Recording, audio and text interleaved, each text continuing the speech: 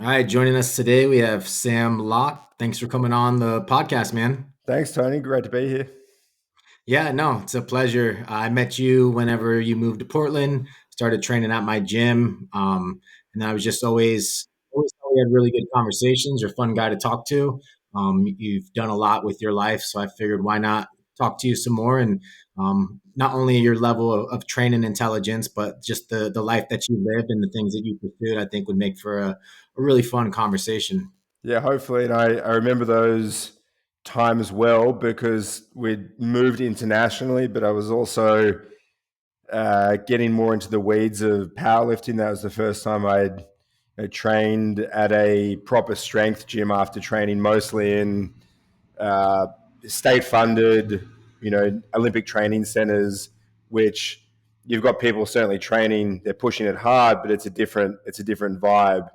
And then to see you were lifting heavy at the time, but in particular, I'm thinking Sean Doyle Yeah. and like his like to me, I still that one of the more remarkable things I saw at Strength Union was him at about 165 kilos. I'm not sure what that is in pounds, probably mid threes, high threes, and he was doing standing at wheel rollouts.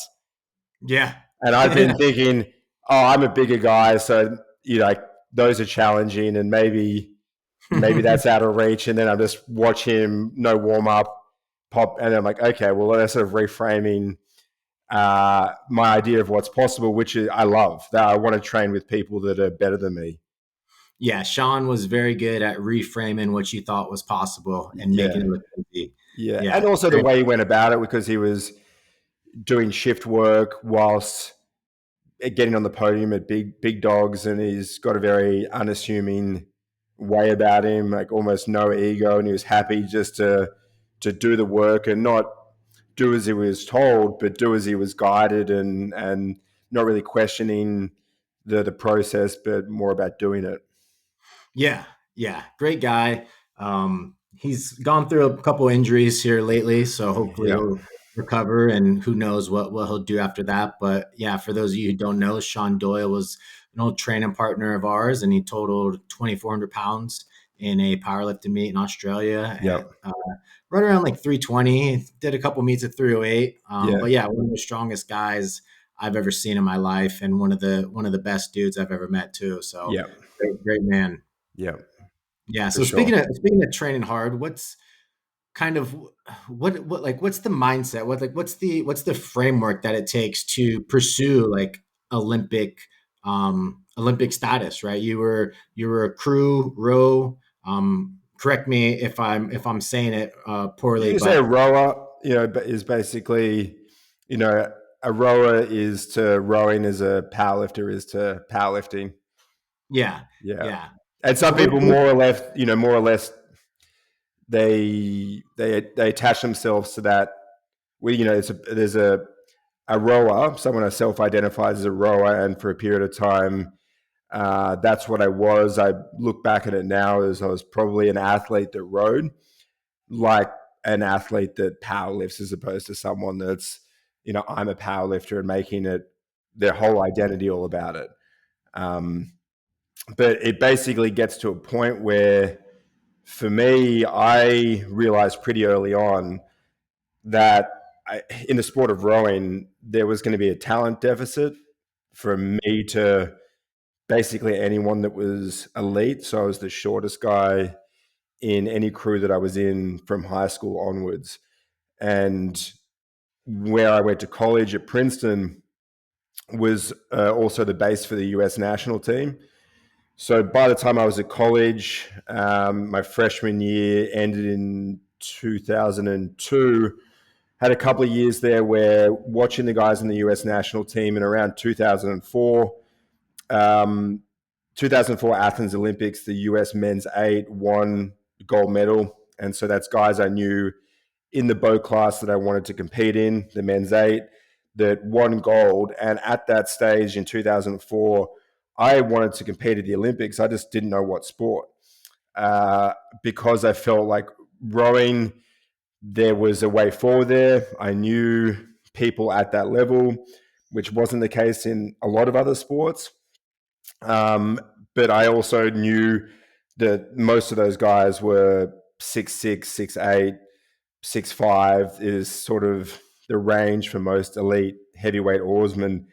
And I was 6'1" and heavier than all those guys. So 6'1", 235 as a freshman that's a fullback in football. Yeah. That's not an oarsman who's, prototypical would be in that range of height and maybe 205 to 225. So too thick, too short.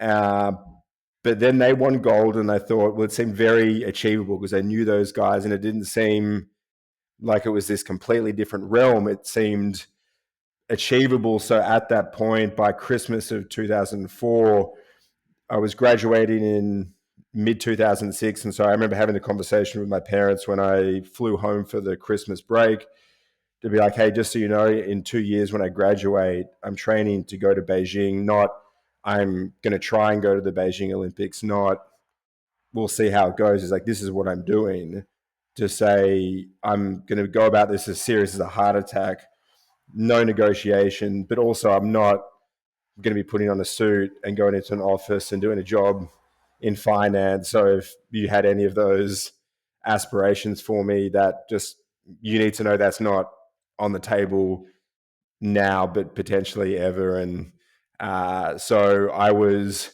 from that point on, committed. And then it was basically doing whatever was possible to make that dream a reality, which is to answer your question. You do whatever's needed. And a teammate of mine who we rode together at high school and then also rode together at the Olympics. And so we've had a lot of shared experiences, and we would talk about, the things that we would do, uh, related or not, like literally, and not to just completely disgust all of your listeners at the outset, but like, would you eat a teaspoon of my shit in order to win an Olympic gold medal? And it's like, with this sitting there at dinner, guys in their early mid-20s thinking, oh yeah, for sure, I'd eat a tablespoon of your shit. Like, if it, and of course, that's not going to bring you any closer to the prize, but it's basically a willingness Yeah. to do whatever is required, um, which is nothing nefarious. It's just all within the boundary conditions of what you can do. That's legal and ethical. To firstly, you got to get on the team, and then to be as competitive as possible. And those are two different things, which I could elaborate on, but that's basically the mindset. Or at least that was the mindset for myself, knowing that I couldn't even show up to do just the best that I could within training or workouts, because if I only did the same amount as the other guys on my team that had more talent, then how would I improve at a rate that was faster than them? So I was prepared to do more work, more research, watch more races, push the nutrition, push body composition, push my understanding of the sport and performance and training in order to get as much to the top of that pile as possible with whatever talent I had. Yeah, no, I mean, I understand that completely. The idea that I think they did research on Olympians and asked them, if you had to take a pill and within the next 2 years you would die, but you would win a gold medal, who would do it? And, hypothetically, a lot of them said they would do it. Push come to shove, you never know if they would actually For do it or sure. not. But that is kind of the mindset, right? Is like, I'll do whatever it takes. Yep. And especially if you feel like you lack the talent. And I'd be curious to know, with the people that you rode with, the ones that had the frame, one, kind of, I guess, explain why that frame is superior, kind of with Yep. the leverages and stuff like that. But also, did they have that same work ethic and mentality, or were they just so talented that they didn't have that? Because you would assume at the Olympic level everyone has that mindset, and then the genetic pull is kind of what separates the gold medalist from everyone else. Yeah, there's a few things in there. So on the talent side, compared to elite oarsmen, for the 2 kilometer distance, which is the Olympic distance, I had certain deficiencies, but I'm also still a genetic outlier compared to most people. So if I go, there's only a handful of gyms in the world where I'm not going to go into it now, uh, and be probably the strongest and the fittest person there. Now, there will be some exceptions, but compared to the normal population, I'm an outlier. But if I'm comparing to the relevant population, which is Olympic oarsmen and realistically Olympic medalist oarsmen, then you see that deficiency. So I had a 6.3 liter VO2, was probably at my weight at the time, over 70 milliliters per kilo per minute, and was stronger than, like, in terms of absolute strength than most other guys. But then that's not really the most relevant attribute. VO2 is, it's not going to line up perfectly as a perfect corollary for performance, but in terms of markers that you can measure in a lab that are going to show up as relevant, that's one of them. And some of the guys on the team that I was in there are amongst the highest ever recorded in history. So, Yeah. uh, but in terms of the frame itself, it's basically a sport where it's leverages. And so if you've got longer reach, longer legs, then you can move the boat more per stroke.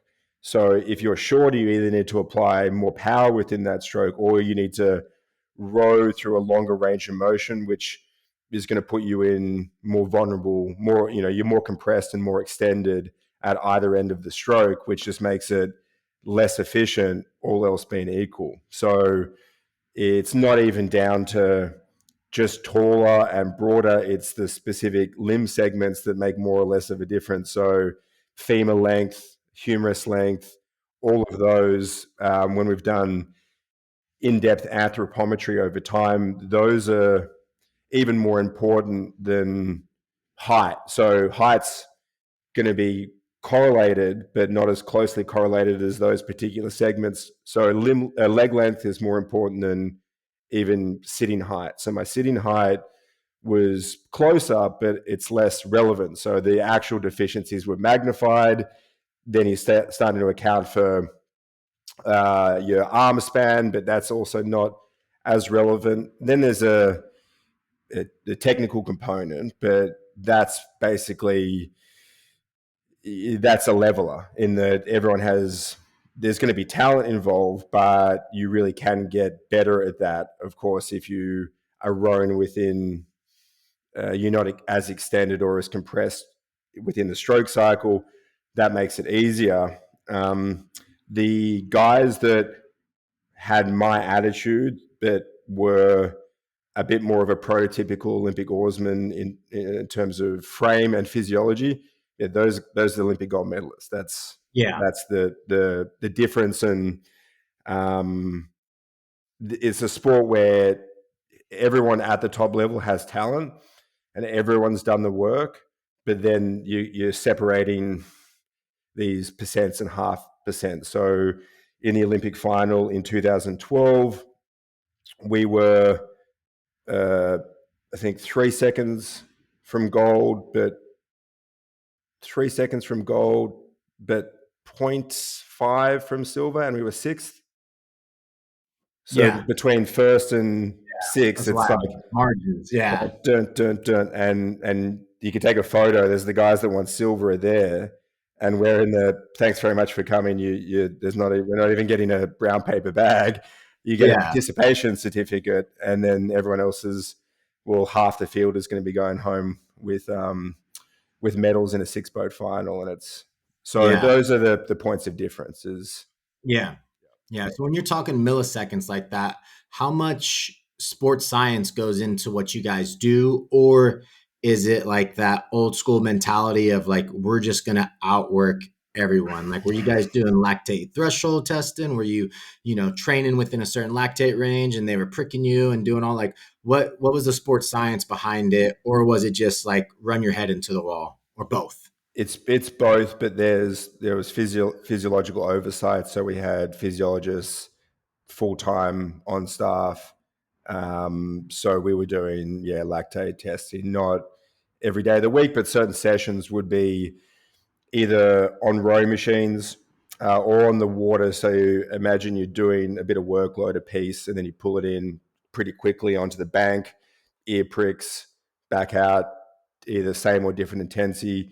And so they're measuring workload, but also fatigue. So if you're working hard but producing low lactate, then that could be a sign of improved fitness, but also could be that you're just totally low on glycogen and you can't even push hard enough to produce lactic acid. And because I'm a bigger body type, in terms of thicker for rowers, I was basically keeping my body weight down for the whole time I was rowing internationally. So my set points probably around 235, and I was basically 205 to 210 for Yeah.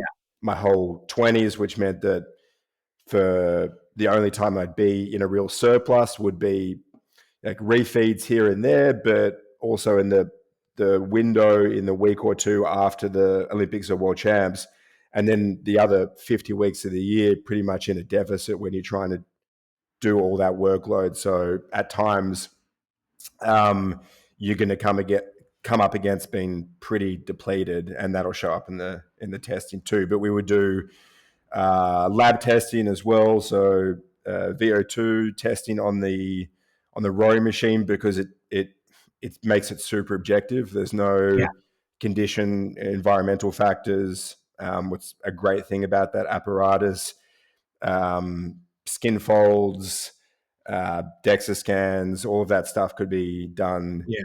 in BMR and house. stuff like that as well. Yeah, they would with some people, and it Yeah. usually was people that had a hard time gaining weight, which is so I'm thinking of a teammate of mine who he was 6'8", and if he is constantly basically doing whatever he could every day to have his weight around that 220 mark, but if he had a day or two of not great eating, he'd be 205. And then you've got Yeah. a 6'8", 205 guy that's maybe a little on the fragile and a little could be a little underpowered. So that guy's responsibility was eat, eat, eat, and mine was eat enough and try not to eat more. Which I think in retrospect, I probably could have been a little less dramatic. With that, my skin folds in the end, like I had on DEXA, and I was 6-8%, and the skin folds were more comparable to the lightweights. And so you're just pushing up against you can't fuel the training as well, and your resilience is going to be a little bit depressed. Like I couldn't, towards the end of a lot of the racing seasons, I couldn't get in the plunge pool that much because I would just kind of be shivering instantly, and it's more trouble than it's worth. So Yeah. you're making these trade-offs though when you're pushing the limits in any sport. Yeah, no, you definitely are. Was there any physiological differences with like lactate and the elite performers being able to maintain higher workloads at higher lactate thresholds? Did you see that as well? You get that, so like higher lactic tolerance. That was and is one of my attributes, in that I can produce a lot of lactic acid and tolerate it, especially in like a 2 to 3. Like I reckon 2 to 3 minutes of effort and the lactate that comes along with that, that would probably be where on a global population I'd be the closest to the top.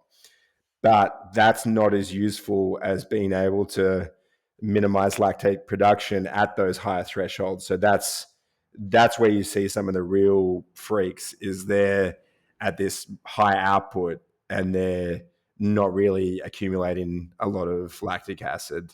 Yeah. Yeah, And that's also genetically predetermined a lot of times for people. Lung volume, lung capacity, yeah. your ability to buffer metabolites and all that stuff. Yeah, you can train and work for it, but like, yeah, some people are always going to have those advantages and they typically find the sport that best suits them, right? Yeah, and then those people that tend to be, once those measures can be observed, then they get this subconscious and otherwise more favorable treatment because Yeah. people recognize that there's, like, if someone in football has a really good 40, and they're a wide receiver but their hand skills aren't that great, on balance with some other guy that isn't as fast, then they'll get given a couple more reps because people want to see if that talent can go somewhere. Whereas the inverse is also true. So if you're undersized or under height and your VO2 is good, not great, then you sort of have to fight for Yeah. opportunities. Yeah. And Yeah, which, you gotta earn your opportunity as opposed to get treated like yeah, your opportunity is there for you and you just have to, foresee it. Like you have to magnify it for through the sure. training and And stuff. or Which even insist on it.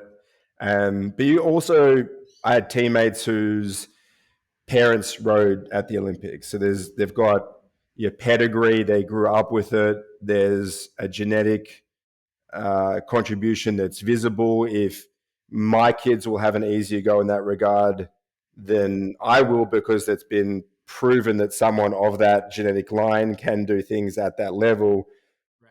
Whereas when that's not the case, that's not the case. And in the end, like, I'm a big believer in this Stoic concept, the dichotomy of control, the things you can control, you do, and the things you can't, you have to let go of. And so, we're having a conversation about it. But what I thought about on a day-to-day basis was not that at all. You're not looking in terms of your deficiencies. You just, well, what are the things I can do? I'm aware of the circumstance, but let's get on with it. And most of it was, well, I'm just going to fuck up these people. Um, Yeah.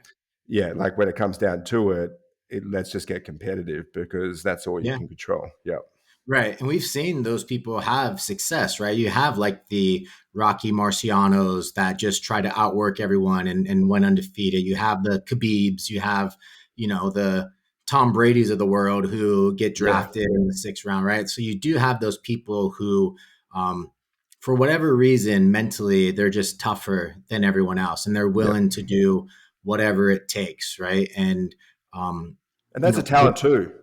yeah, yeah, for sure. There's Yeah, always a talent there. Like you said, like there's 99% of the population and then there's the 1%, yeah. right? And then But what all I'm that, saying is that the of all the attributes that you could have, jumping higher is one that yeah, we look at and go, okay, vertical leap. Some people have more or less um, genetic capacity to do that, regardless of training. yeah, But some people, either through, it's always the combination of nurture and nature, they are more resilient or have they're more combative. So when they're in a challenging situation, they're going to show up and keep pushing forward. And some people will fall away. And like like the ability to jump, it's something that is you're born with to more or less extent, but that you can also improve, and that too is a talent. So yeah, of the talents I did have, is yeah. that's probably one of them. And then it's just a matter of, well, how much is it a talent versus something that you cultivate, but in the end, it doesn't matter other than when we're talking about it, that's where it matters. Yeah, and the interesting thing with like the stress resilience research, right, is a lot of it is based off of reframing and the locus of control and like focusing on what I can, getting rid of what I can't. It's like you're trying to eliminate as much stress as possible so that you are able to be as resilient as you can be. And what they're trying to do now, they're trying to find these biomarkers, Mm, whether it be through brain scans or blood tests to see who potentially could be more resilient in warlike conditions. So they've done research where they would um, do all these scans, do all these tests on soldiers about 3 months before they deployed. And then when they got back, they were able to predict who was going to get PTSD and who wasn't. Right. So they're able to start to look at these brain areas, these contributions, these traits that make people more resilient. And they're able to maybe identify, like, maybe you shouldn't be a combat soldier. Maybe you should be, admin, right? And still do Sure. your job, still serve your country. But the idea that we are able to find those things and we are able to make them more robust in nature, right? We know that through any type of training, we can enlarge certain brain areas to become more resilient. But it has to be that idea of, like, it's mental training as well as physical training. And like you said, just being able to shift your perspectives on things to reduce your stress response to stuff is going to make you as resilient as possible. And if you are in a deficit and you are having all these other things to pull away maybe some of that glucose from the brain, right, you have to get rid of all that stress. You have to get rid of all Yeah. that, or else you would crumble, right? Yeah. Well, unless you're so resilient, then you can play that game, but whether or not it's sustainable. For example, I think that because I felt like the first thing you need to do is get selected, and that if there was any reason to not select me, then I wouldn't be, because of the reasons we've explained. And so I got into a mindset which was a bit like, well, fuck you, I'm not gonna. It wasn't. It was an unhelpful mindset of, I'm going to make it impossible for you to not select me, as opposed to do what's necessary for you to select me.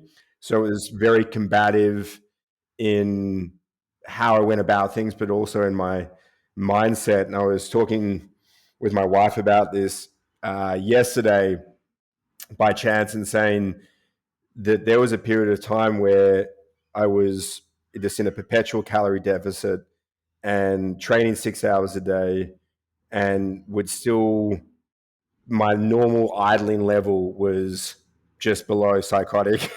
In that in traffic I was like pretty aggressive, like keeping a lid on it, but ready to boil over at anything. Like I was always ready for a fight about anything at any time, and that comes with a cost. And so over time, I'd say I've mellowed or learned to control that, but that is something I would have done differently. The real separation isn't in talent between Olympians and Olympic medalists. It's the guys that won medals, especially gold medals. If everyone's working hard, they're focusing on working well, with hard work as a given, to the point where we're not even thinking about that anymore. We're not trying to see who can do the most work. We're trying to see who can be the best, and then, which is a slight evolution, but a really necessary one. Which, if given the time again, then there's just a subtle shift of emphasis to, instead of I'm trying to fight all of you, it's like I'm honing my craft. I'm and knowing a lot of Olympic medalists, that's what they were able to do at the right time. Yeah, I mean, it sounds a lot like, their ability to autonomically balance their nervous system was just a little bit more in tune. And it does seem like, based on what you're saying, you were probably in one of the worst situations you could be in. Like, you probably had extreme levels of HPA dysregulation, high cortisol, inflammation, glucocorticoids just running through Yep. your body because you're always in that fight or flight response. Yep. So the fact that you were able to do that in a low calorie deficit and still recover and still train is absolutely amazing. Well, that's why Right? I It can just say, oh, doesn't make the sense. resilience was probably the talent, because I was making it harder for myself. Right. And there was times as I got further on, it got better, not worse. But upon reflection, there was times when that balance was just a little bit off, and that's, I also knew that my personality could have showed up in another sport, where there maybe would have been a more natural alignment. Yeah. In a rowing event, you need to pace yourself over 6 minutes, which is if you compare it to an elite miler, is another 50%. So it's an endurance event, and pacing is really important. But I want to attack, Yeah. and so I was able to do what I was able to do in my chosen sport for that period of time. But the real upside is that if you reflect on it, then you get to learn from it, and then now we can have conversations like this, and the people I work with, I have an additional perspective where if I'd been purpose built for that sport, it had gone really well, there'd been less struggle, maybe I would feel better in terms of achievement, but have less insights from that journey. Yeah, our greatest strengths can always be our greatest weaknesses all at Yeah, the same time. for And it's sure. one of those things that you always have to balance. And as you go through life, you understand that balance much better, right? From like a business perspective, if you're always driven to pursue growing your business, then you realize quickly like you're never present in the moment and you're never satisfied and you're never happy with your life. Right. So sure, you're a hard worker and you're driving to build something and you'll be really successful, but then like are you actually enjoying it and how can you enjoy it because your drive is outpowering that ability to enjoy those things and it's always that push and pull, right? Like with mental health disorders I always think of that. It's like people that are depressed, they're not able to form like happy memories. All their memories are negative, everything's negative Hmm. valence to them, so they're so far pulled in that one direction that happiness is just something that they can never reach in their mind, right? So there's Yeah, always, and wherever you go you're losing something else, right? yeah. And the more you go into it, the more you lose the other thing, and it's hard to find your way out of that. And that's one of the things I was going to ask you is like what is your personal life at that moment, right? You just talked about your wife, you guys have been together for a long time, but what was your personal life training for the Olympics? Compared to like maybe someone who had a different personality, like were you noticing other people were like able to live a life and you were just kind of like the guy who lived with a bed on the ground and a table and a bowl of chicken and rice? I mean, that's basically there were a bed on the ground. Yeah, that's what it was. Yeah, that version was far more likely reflective of what it was up until my late. I was rowing up until I was about 30, and then started coaching and pursuing world records on the indoor rowing machine. So there was a long transition, and then powerlifting for a few years there, about 3 years, when right about the time you and I met. So there's a long tail to the elite side, the elite full time side of things, but it was very monastic, and that's what I wanted. Anytime that I strayed from that, because there were guys in the squad that were more normal and wanted more normalcy, so they might be more inclined to go out or have a meal that just like a regular meal at a regular place. Which anytime I did that to kind of, because these are still my friends and you want to spend time with them, and there's a sense of, well, maybe I shouldn't be like quite so constrained or weird. And then I would do those things, especially on like a night out.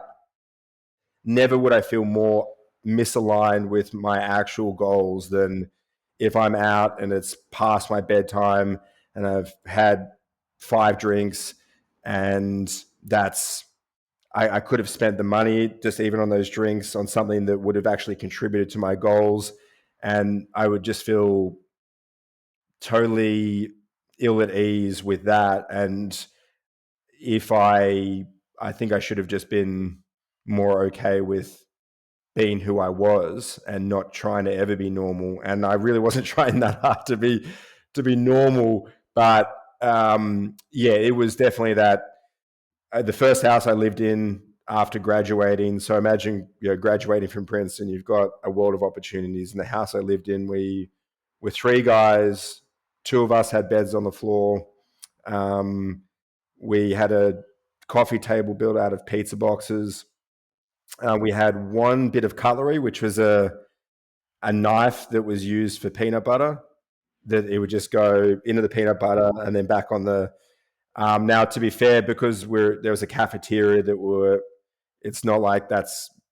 Yeah, But yeah, even then, when you're eating at a cafeteria from a tray, that's a different sort of lifestyle. But then that was my normal until I was 30. Was pretty institutionalized, pretty like on this day of the week we do this. That's really was and is my normal. That's I still hang on to that. Everything but living eating from a tray. Although I still say to my wife, like, I really enjoy eating from a tray. Yeah, I think people, like some of my mates, thought, okay, well, it's sort of either, what are the logical progressions here? It's like prison. There's a lot of the same structure, and you like, yeah, you yeah. eat from a tray, but maybe you don't want to end up there. Yeah. So with rowing though, it is a team sport, and it seemed like with having that um, mentality that you had, were you able to build that camaraderie still, or was that something that was a lot more difficult? Was that challenging for you to do to be able to interact and to be able to build that camaraderie with your team? Not difficult. It was more natural for some guys in that there are certain guys that they're very good athletes, but they could kind of only train hard if they're in a squad situation and getting told what to do. Whereas for me, I didn't need that at all. Like I don't need anyone around to do the work. But I also wasn't good enough to do it by myself. In that in rowing, if you're going to row by yourself, you've basically got the single scull, and that's a one person boat. But those guys are the number one standout freak from their country. And that I just was not talented enough. And I also wanted to be in the eight, which is the fastest boat class that probably has the most machismo. It's the bigger the boat, the more people, the faster it is, the shorter the race, the more on a continuum of let's focus on efficiency versus let's focus on power. It's more power oriented, which I had more alignment with. It's also what I grew up doing. So 3 years of high school and 4 years of college, that was all rowing eights. And I played rugby for 12 years. So I grew up doing primarily team sports. It was basketball for a little bit, rugby for a long time. The only thing I did by myself was throw the shot put.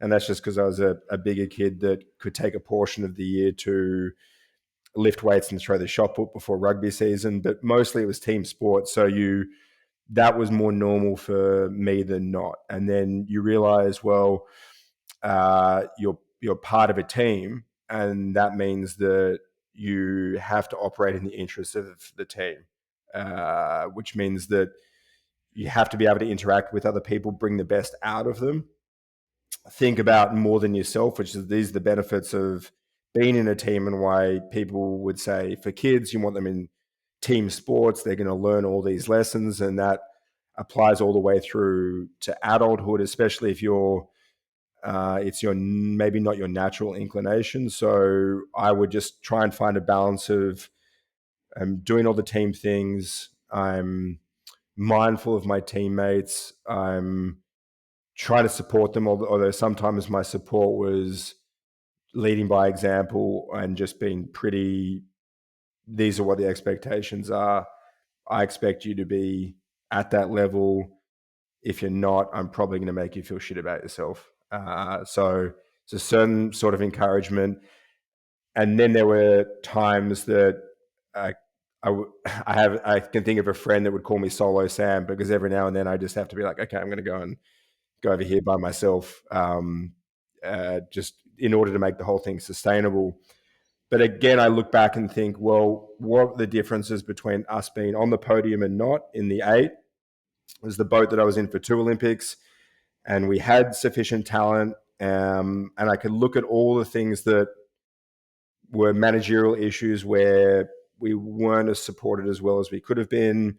There were issues in terms of the preparation, the things outside of my control, and I've reflected on those. But you've got to get to a point where it's like, well, what was my influence that I could have done better. And I think that I could have just been straight up more supportive in the way that most people think about it. So instead of basically being like just having a bar, a standard that needed to be reached, it would have been, if someone was deficient of that, it wouldn't just be, okay, well, you're shit and I'm disappointed with you. It would have been, hey mate, what's the limiting factor here, and actually taking the time to help them work through it as opposed to just indicating my displeasure. Yeah. No, that makes sense. And so I guess with the idea of like isolation comes a lot of like introspection and self-awareness. And you're talking about that now as looking back and kind of seeing where your faults were and looking at, is that something that you always had, or did you develop that like after your Olympic run? Uh, After, and mostly because, well, it starts after the first Olympic Games in Beijing, 2008. They were in our squad. There's three boats: the pair, the four, the eight. They're the sweep boats on any national team that are going to be at the Olympics if they all qualify. And the pair got gold, the four got silver, and we came sixth. And so there were guys that, friends, teammates, very similar standard, that were the guys that won gold. They'd been, they were a bit older, and that wasn't the comparison. But the guys that won silver and the four were all literally in the same squad, and they just got it together better and executed.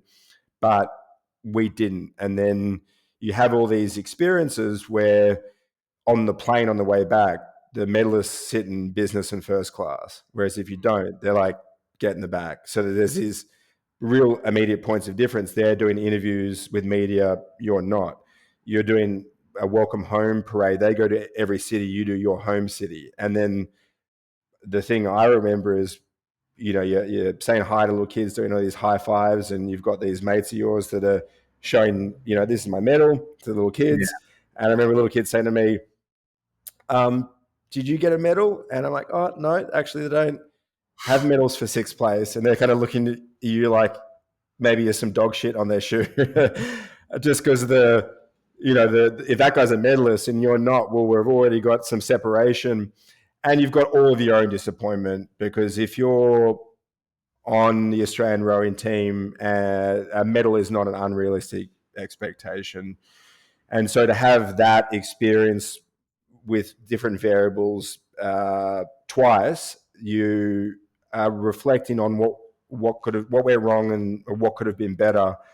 Partly because I've been asked, if someone asks you about your Olympic experience, if it's more nuanced than, well, this is the result, and it normally is if you can reflect upon that at all, and especially if it didn't go the way that you want, and it's just, well, why not? If it wasn't ability, then it was execution and preparation. And then you think, well, what were the things that influenced us that I couldn't control? And then there's all the things that I could have. And those are the real things to learn from, and then hopefully adopt. But also, if someone's listening to me and they have some similarities and they're in the thick of it right now, and they can influence the outcome by modulating their behavior in a way that's achievable and it will achieve a better result, or even just make them feel better about it, then that's the reason to talk about it. So, and also because I went on to be a rowing coach, that's, Yeah. you're on the other side of it. You need to cultivate that environment, and so you have this perspective as well with age. So I think I'm pretty introspective. I'm very mindful of the what goes into any performance, and then what are the limiting factors. And then if I've got these big, like I've got the Olympia rings tattooed on me, which means that, and I probably wasn't aware of this at the time, maybe not fully consciously, but people will ask you, they say, oh, you went to the Olympics. And you go, yep. And they go, oh, how'd you go? Did you get a medal? And you go, and then, so it comes up. And some Yeah. people go, oh, it's so great that you went. but because that's from their perspective, it is Right. like that would be it's amazing. But for me, by the time you're there, you're not thinking about how good it is to go or get the tracksuit. You're there to compete. So I've Yeah. had this bittersweet. Took me 8 years to get the tattoo because it was about like I got it when it was in Portland, 2 quadrenniums after I'd earned it because it'd be taking me that long to be at peace with being able to even talk about the the result. Yeah. Did you go through any like mental health struggles once you guys didn't make it, or even when you decided like I'm gonna hang it up? Was there any issues with depression or any type of mental health irregularities at all? No, I mean, I've always felt somewhat irregular mentally, but I never on the depression continuum. I'd say one thing that was helpful was that I was still considering going again for Rio and was physically able and willing, like I just would have gotten another 4 years better. But because I wanted to be in the eight again, because I'd felt like I committed to that bow class and the Australian eight has never won gold. That was the project I was invested in. But then the bigger the bow class, the more bodies, the more at the mercy of the broader team and the management it is. So a pair can kind of do well in spite of, but the eight not so much. So 2013, this is a year post Olympics, into 2014 was still thinking of rowing and was still in the boat quite a bit. I was doing some other things. I broke a 24-hour world record with one of my teammates from London, the same guy, Matt Ryan. We went together at high school, rowed together at the Olympics, and then he and I did 20-minute rotations for 24 hours on the rowing machine to raise some money for charity, break a world record, and was contemplating going back, but it didn't look like it would be a different result for the things that were outside of my control. So I thought, okay, well, I've always wanted the opportunity to be able to do more of my own training, with have the autonomy to things to go well, for things not to go well, and not have it impact my teammates adversely at all. Like I could live and die with my preparation and my performances. And there's records on the indoor row machine over distances that more suited my physiology. So then that's what I did. And then because the time domain is shorter, the emphasis on strength is more. So I could actually allow myself to fill out my frame and get stronger for the first time as an adult. Like I didn't do any overhead movements for a decade because it just was not going to be helpful. So, and then because I was getting decently strong, just training for indoor rowing, my deadlift would have then been about 660 as a means to an end. And then I was like, okay, well, I like the heavy lifting. There's powerlifting is just kind of right there.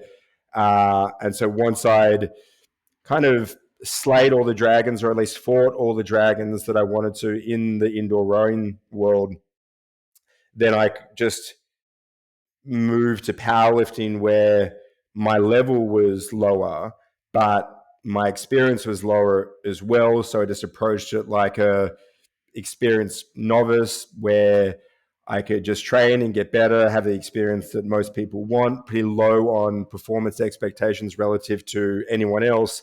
So this transition from finishing rowing, well, the Olympics in 2012 basically took me until 2020 because I was doing all this other stuff. And so then by the time you get to that, well, you kind of transitioned.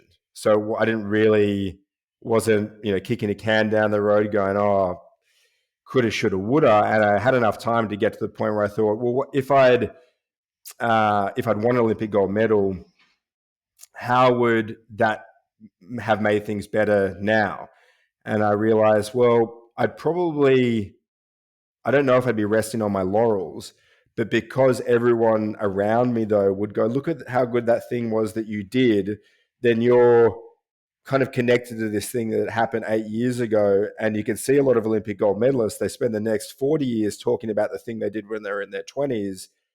But because that didn't happen, I'm not, I don't connect to it as, look at this great thing that I done. I look at it as though that's a life experience that I learn from. And so then I just got to continue doing that, and then believe that was the real benefit from not only the rowing side of things, but the athletic, um, career or experience, is that it has been learning and evolving. Whereas if I was so connected to some singular past performance, then that's probably not a person I'd want to be, even if I would have very much liked that result.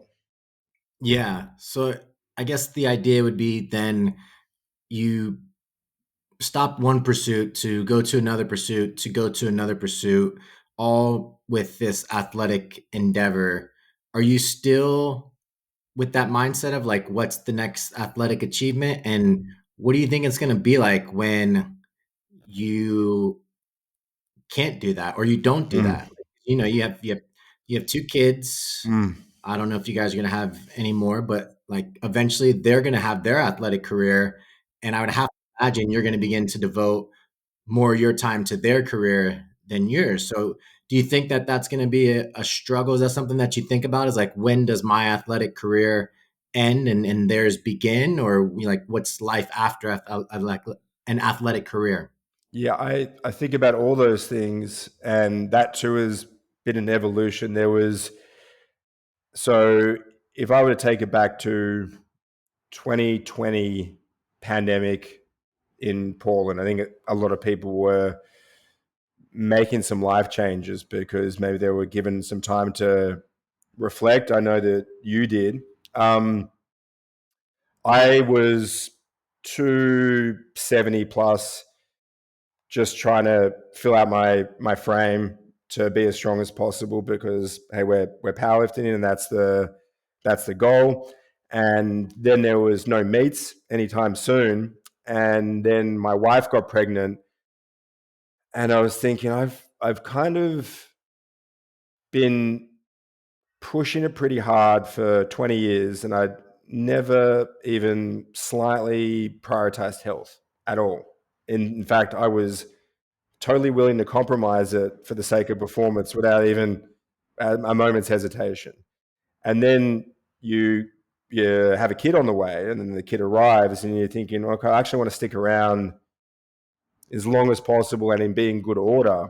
So I undertook a period where I was focused on improving health, so body weight down, more attention to some of the accumulated niggles I'd had that had accrued over the years, and thinking in terms of, well, not just for me, but for what does it look like for athletes when they're at an elite or very serious level, and they need to transition to something else. They still need to train because we want to maintain muscle mass and function for as long as possible. There needs to be some sort of cardiovascular training. How you package that, there's many ways to do it.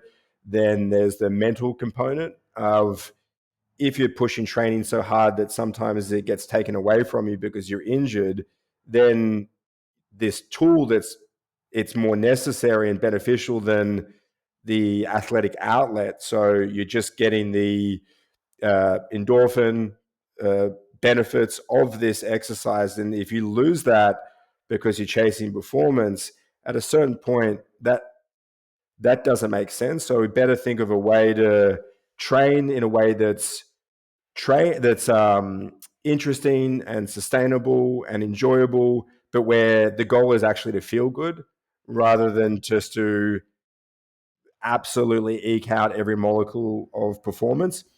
And so I did that for a period of time, and was basically, trying to figure out what this would look like and how it would feel. But yet most of the people I was coaching, or most of the people that I would talk to via social media. I'm talking about this concept of, what is it actually like to train to feel good? That is new for me. I wasn't saying, "Hey, I'm the expert on this." I'm like, this is something I'm trying to figure out. My quads were legitimately tender to the touch for at least 15 years.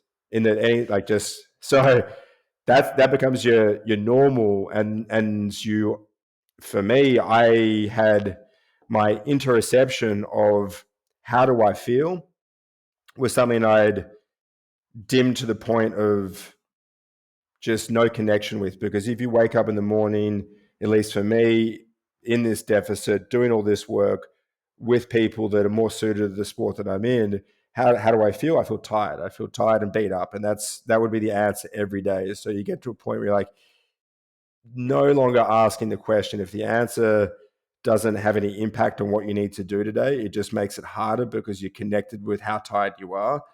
You just don't bother even thinking about it. But then if you're coaching yourself and you need to manage yourself for the rest of your life, that's a skill you need. So I had to reconnect with how I actually felt as I was doing the work. And then you get to a point where you're like, okay, the kid arrives, our son arrived.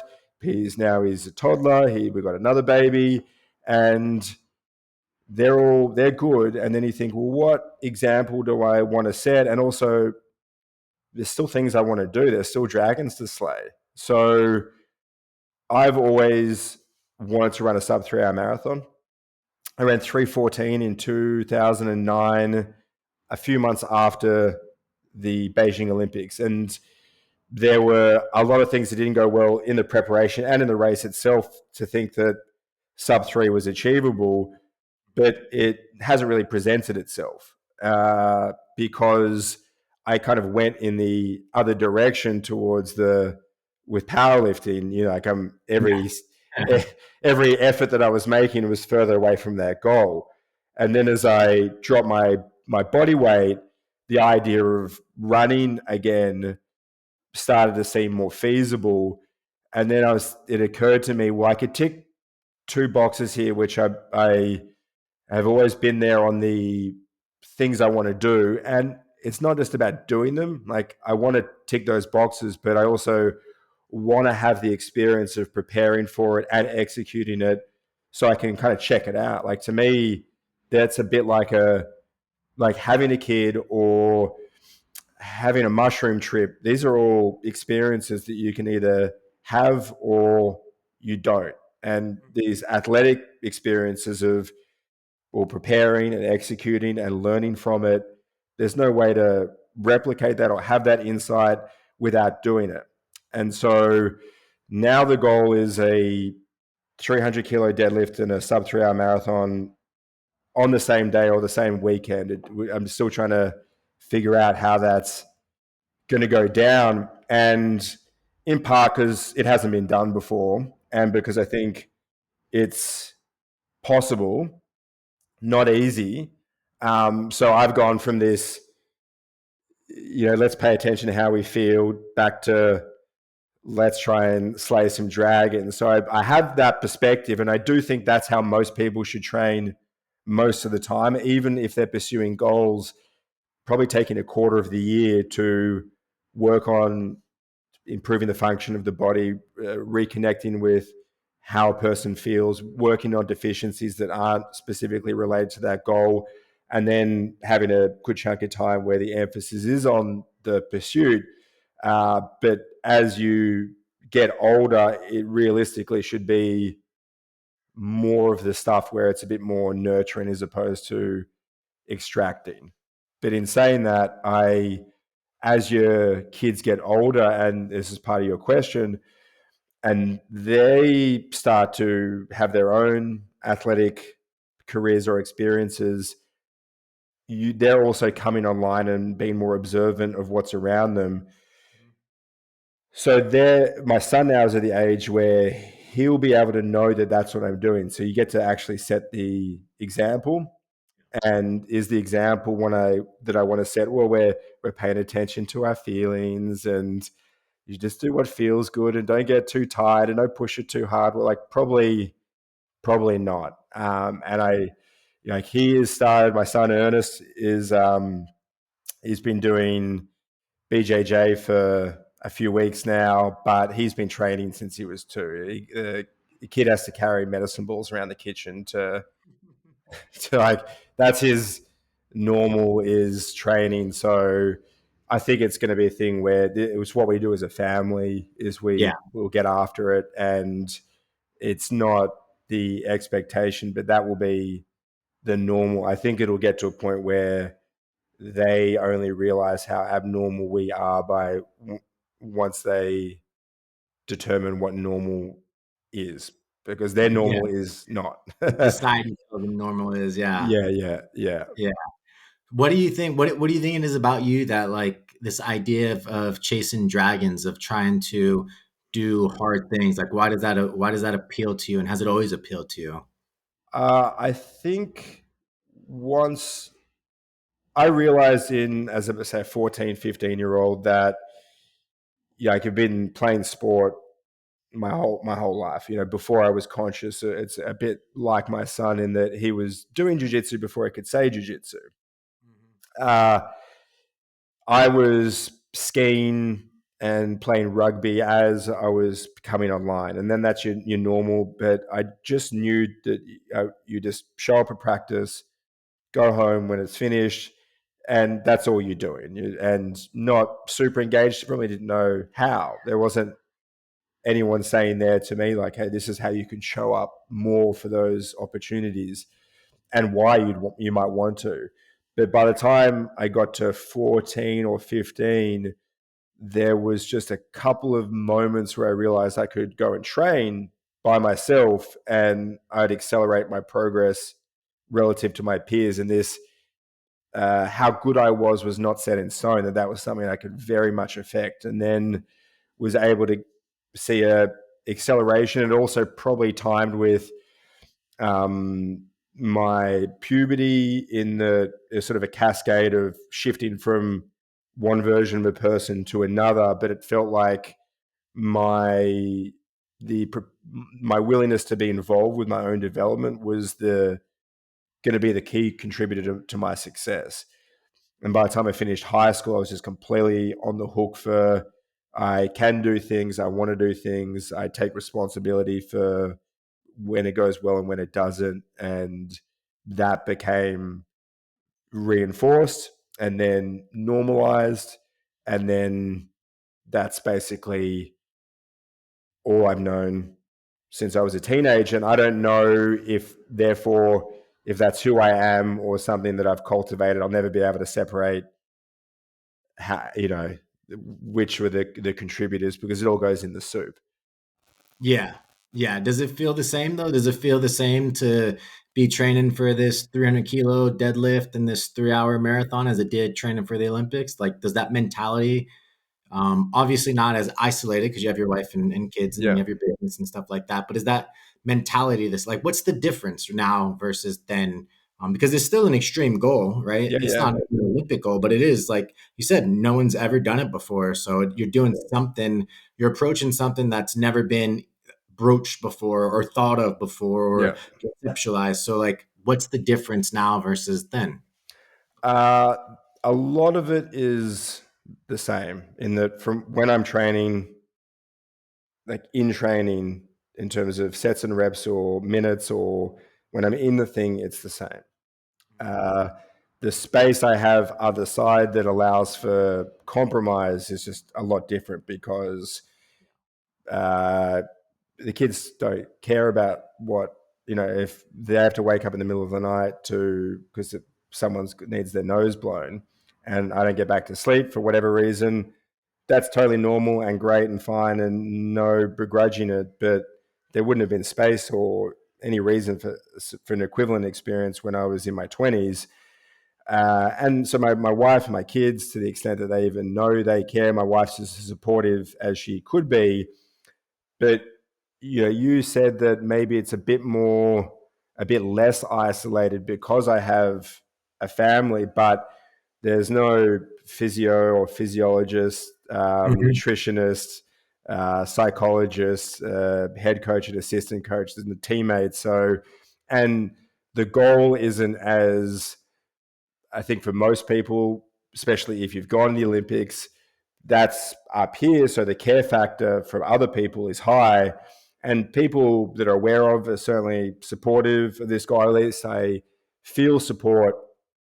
I don't really derive any of energy from other people being on board with it or not. It all comes within, so it doesn't make too much of a difference other than no one cares, especially not as much as the Olympics, but I care just as much. Even when I was powerlifting at some, it's a kabuki and there's 2 dozen people when I'm walking out to take my first squat attempt. That's not that dissimilar to sitting on the start line at the Olympics, because Mm, you're showing up with, I'm going to give my absolute best under the circumstance.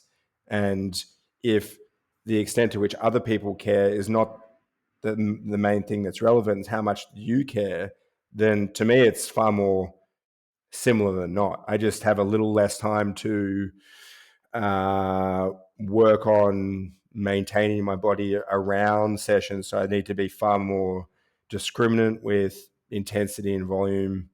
And that's reflected in my normal microcycle, which would have, it's more restorative stuff than, but that was also a transition that I made even as I was closer to my elite rowing career, that I realized worked well for me, in that I could do maybe more work than anyone. Like I could survive it, but then that became the thing that you're hanging your hat on. Is like, well, I can do all of this, so I probably should. Like, no, I do think it's a more of a minimal effective dosage makes sense. It's less risk, and if we take it back to the goal, is not who works the hardest, it's who's the best. Hard yeah. work is a necessary component, but it's not the goal. Yeah. No, I agree. What about the anger part though? It seems like the anger part's no longer there, right? Or are you still that guy in traffic that wants to ram people? Like it seems like that part, did your wife and kids soften that up in you, or is that? Oh, I think it was me softening that over time, but it's not extinguished. It's just a little bit more like that's already that still very much feels normal. But I'm also have this part now where I'm like, there's a is the juice worth the squeeze? And if Mhm. the juice is my discontent with A, B, and C, what's the benefit of that? Is it a net positive for me and the people I'm around, or is it more of a cost? And then, so if you just have a little bit of perspective, then there's more scope to opt in or opt out. But I still have this sense of, well, I'll put it to you this way: when I coached high school rowers, I would say to them something along the lines of, I don't want any of you to ever get into a fight, because I would think that was poor decision making, a lack of self control, and it would be something for us that we'd have to deal with on the other side. There's just a lot of risk with that. You could hurt someone, be in trouble, you could get hurt. All that being said, I kind of want guys that want to get into a fight, though. Like, Right? Yeah. I want someone that wants to get into fights but has the discipline not to. Yeah. And so that's how I feel. It's like, I feel like I'm a hair's breadth away for fighting to the death about anything at any time, especially anything to do with my family, like this, like super ultra protective um, sense is there all the time, and there's just the practical part of me that knows, well, it's no one's coming to kill your family, so maybe just. But I Calm down. in a restaurant, and I know this is not abnormal, but it's probably just hypervigilance. I'm scanning for threats. I'm back to the corner because I want to see what's coming in. So maybe that's just my normal, I It's think. very military, It military is. Yeah. My atmosphere. dad, who was military, I remember him saying, because he's thinking about being a good date, he's like, you face the corner. So the the woman you're on a date with can see the room. They've got basically a better view. It's better for them. And I thought that's actually just, I'm aware that that might be the case, but that's not, that's assuming that there's only good actors in the Right. world. And I'm like, what do I want more for the person I'm on a date with? Do I want them to enjoy the view or to ensure their safety? Is this conscious or unconscious? Well, it's conscious now because, Yeah. like, if my wife and I go out, that's how we sit. Yeah. And she's just, she's either like, okay, that makes sense, or okay, that makes sense to you. So I'm not. It's good to She go. doesn't care. Yeah. Like, she doesn't care so much which way we're oriented. But yeah, this is the stuff that Yeah. I think Yeah. about. But then you realize that's not. There's there's other people that think like that. They just, yeah, they're more likely military. But then I Yeah. probably felt like that could have been a fun place for me to have ended up too. Like in my family, dad was army, granddad was navy, first cousins army, navy. So I know you served. That becomes very normal, and people that like structure and hierarchy and responsibility, that went to a school with a pretty heavy military emphasis. So that always made sense. But then in your 20s, when you would go and do that, I was rowing. So, Yeah. there's forks in the road. Yeah, yeah. And when you were talking about Rowan, and one thing you talked about was like accepting who you were. Like you don't Mhm. want to go out and drink with the guys because it misaligned with who you were internally. Yeah. Um, and that's a hard thing for a lot of people. And it seems like the transition may have been easier for you because you accepted who you were. You accepted that you are the guy that's vigilant and that's going to be chasing dragons his whole life. Um, is that something? Was that hard to do? Is it still hard to do? Are you trying to make changes? Are you trying to like? Do you see faults in the way that you think, or are you just simply like, I am who I am. I accept it, and and I'm just going to go from there. Like, how do you approach that idea? I accept it, but I'm also don't think it's this fixed.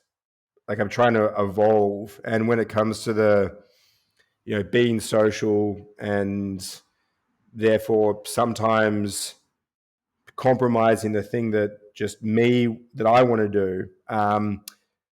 But in an instance, for example, when rowing or not, there's times where if I'm in a team and have mates, and they get something out of this and they get something out of me being there, then that's a different sort of compromise in that I'm, it's not exactly what I want to do, but it has a benefit that extends to other people, including myself, because we have more of a cohesive unit. Then that's a slightly different proposition. So I could do that and be more at peace with it. But then that was largely due to this a little layer of additional perspective as to what's going on. And I wrote my junior thesis in college about team dynamics. So this is not entirely uncharted or undiscovered territory, but it's all an evolution. At the moment, there's no, like, between family, work, training, managing a property. I'm not going to the pub, which is a very normal thing in Australia. And I think the last time I did was when my dad died, and I had mates fly to be there for me for that, and that was a moment where I could lean into it. Basically, funerals and weddings, few other isolated occasions, I will assimilate.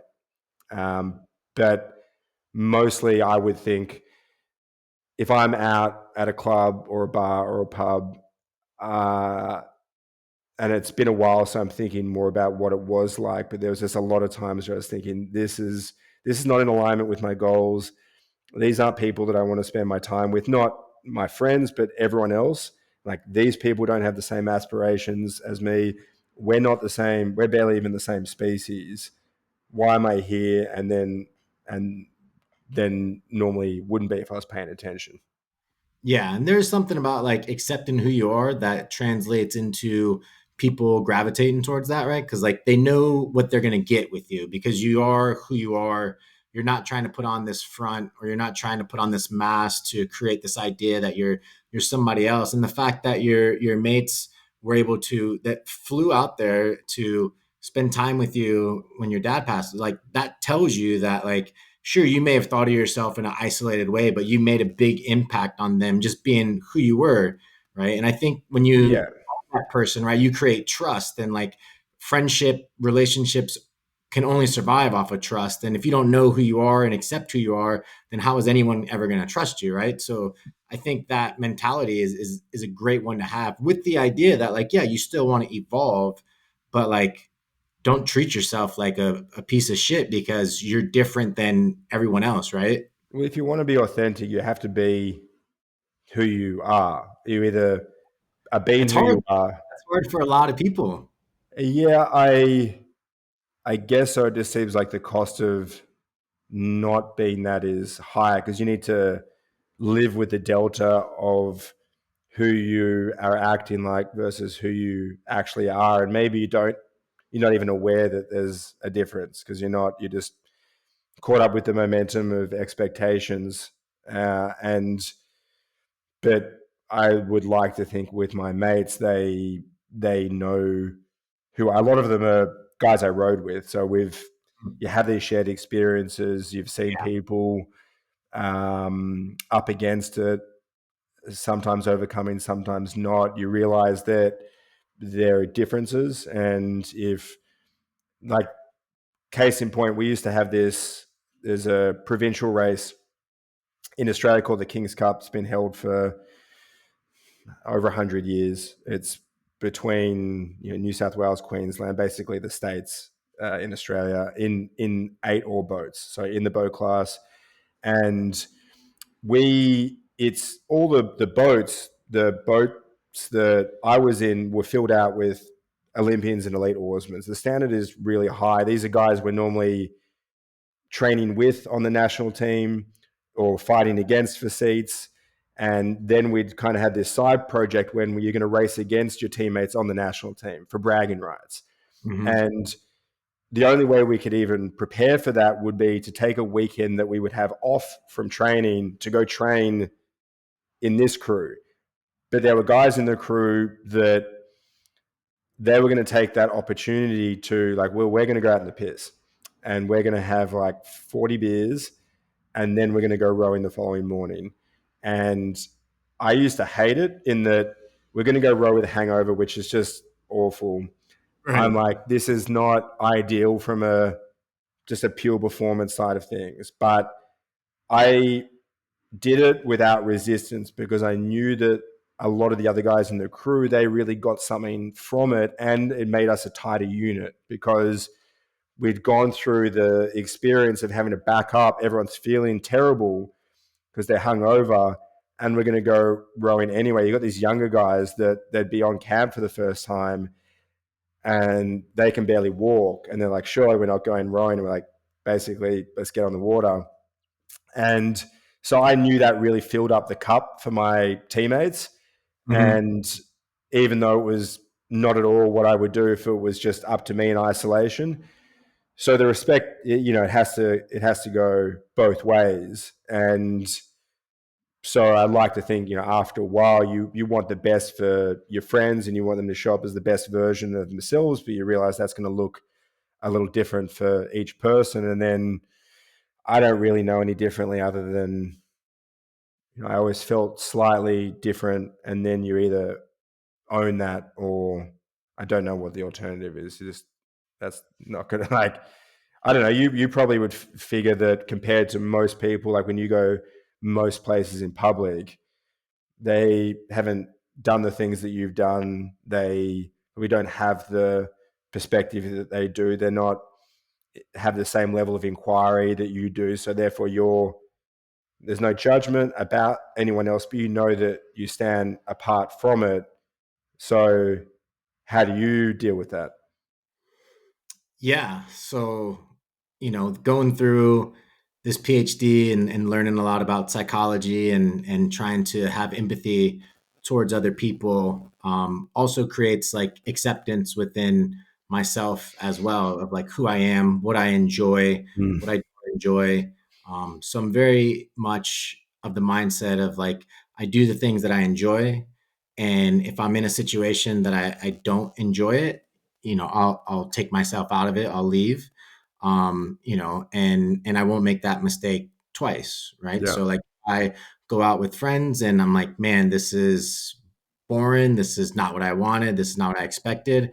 I only make that mistake like once, right? yeah, But that doesn't necessarily dissociate my ability to maintain a relationship with them. It's just not going to be as tight as it could have been because we are so different in the way we view the world, yeah, um, in those aspects. So you definitely, for me, it's like you're trying to find people who are very curious about the world because that makes for fun interactions and fun conversations, and people that are ambitious because it doesn't have to be in athletics. It doesn't. It just has to be in something, right? yeah, And that's what I look for is like I want people that are interesting to talk to that I can learn from. And if you can't provide that, then you kind of know that right away. Like it's something that's immediate, right? It's like, yeah, based off of like what are you doing on the weekend? Oh, this is what we do every weekend. It's like, okay, well, you're probably not the person that I want to spend a lot of time with, yeah. right? So that's kind of the way that I approach it is like people have their certain tendencies that they reveal to you through interactions, and you can quickly tell which ones are going to be a good fit and which ones aren't. And that does take an understanding of knowing who you are, what you want out of life, and who you want to be in it. Because, like we talked about, time is something that we have to value the most, right? And we don't want to waste time um, doing something because we don't want to hurt other people's feelings or doing something because um, we feel like we're indebted to do it. Like if Mm. somebody asks you, hey, I'm going to a graduation party this weekend. Do you want to come? It's like, no. Like, what time does it start? Yeah, 9 p.m. Like, no, I'm in bed by 8 or 9. Like, I'm good with that, right? But yeah, I'll go have lunch with you. I'll go have coffee with you or something like that. yeah, So I'm definitely very less flexible with how I spend my time.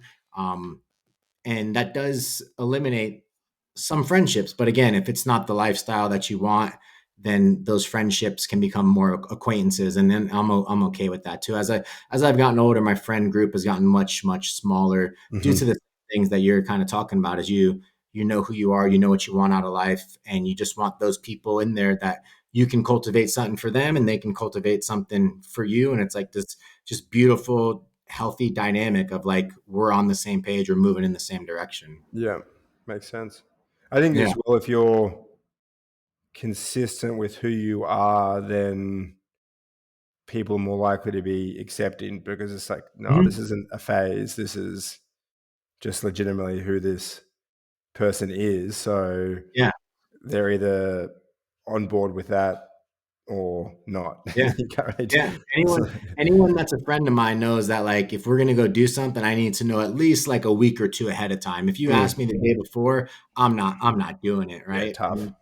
Yeah, and Yeah, that's just the way it is. But yeah, you definitely have to like be on like because if you aren't honest, if you're not who you are, then they're gonna have this expectation of like, oh, this is this person, and you're like, no, this is not me at yeah, all. yeah, Right. But that's not their fault. That's the expectation you presented to them. And I do think a lot of people live their lives for other people's expectations instead yeah, of their own expectations.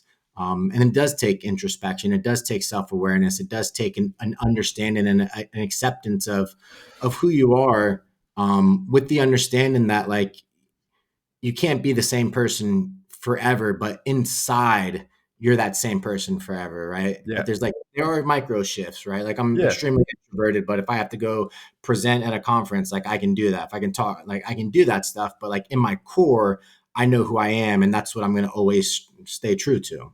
yeah.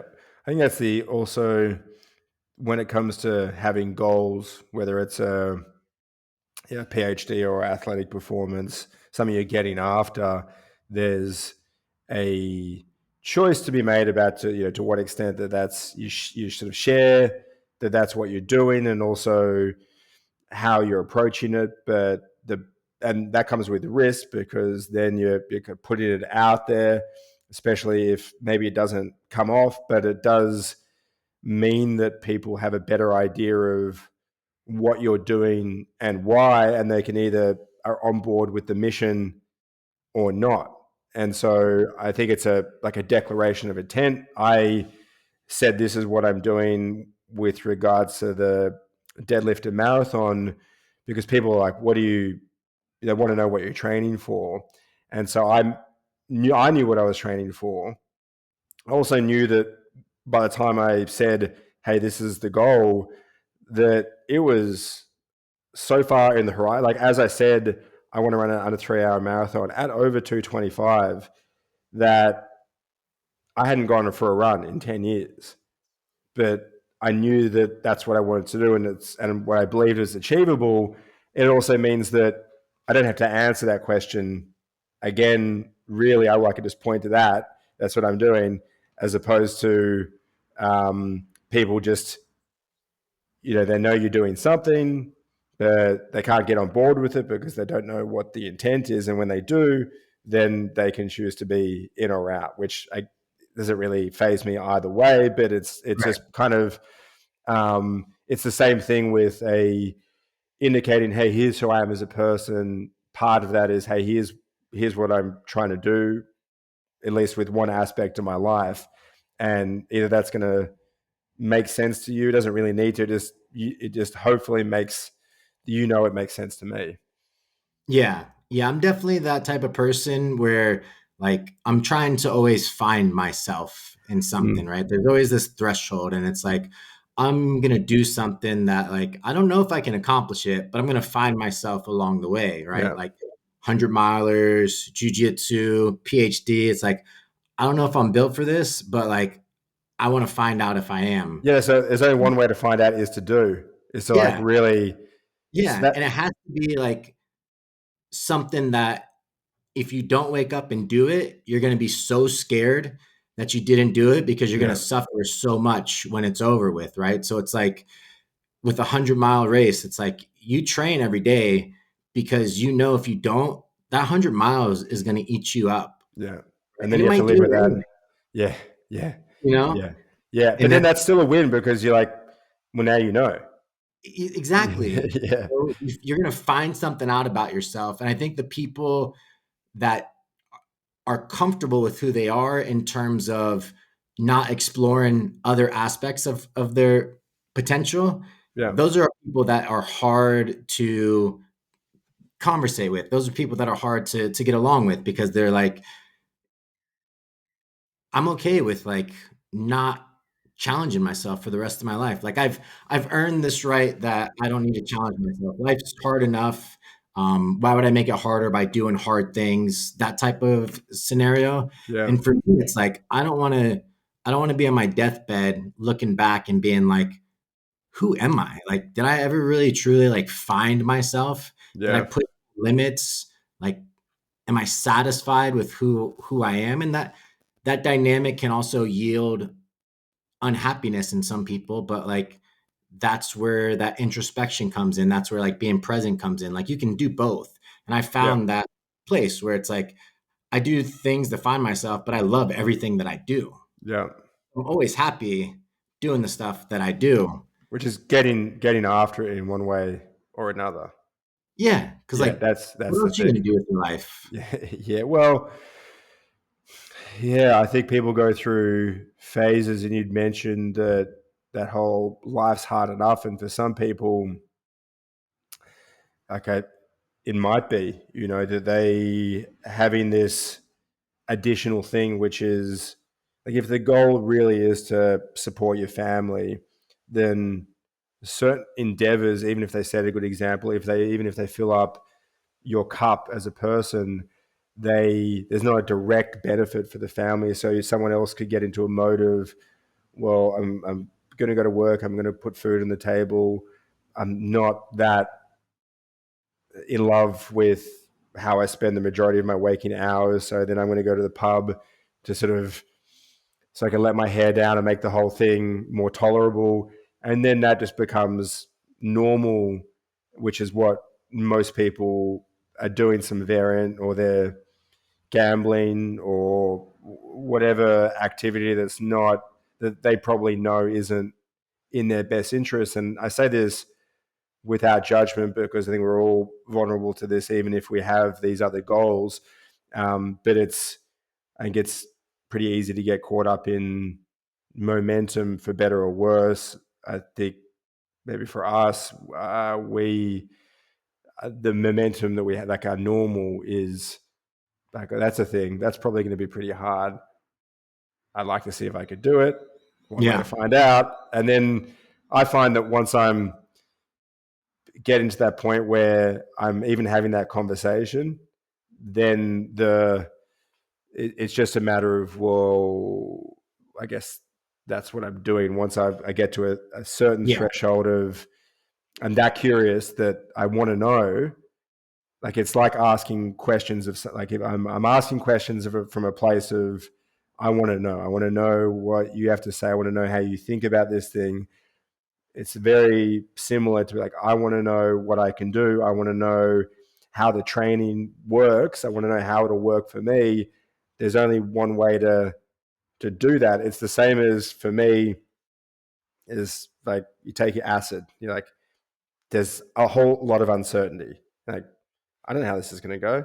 Right. I have some imagination for what it might be like, but the only real way to know is to do. And then, to me, the most significant version of that is having kids, because there's all sorts of uncertainty and risk, but the only way to check that whole thing out is to dive into it.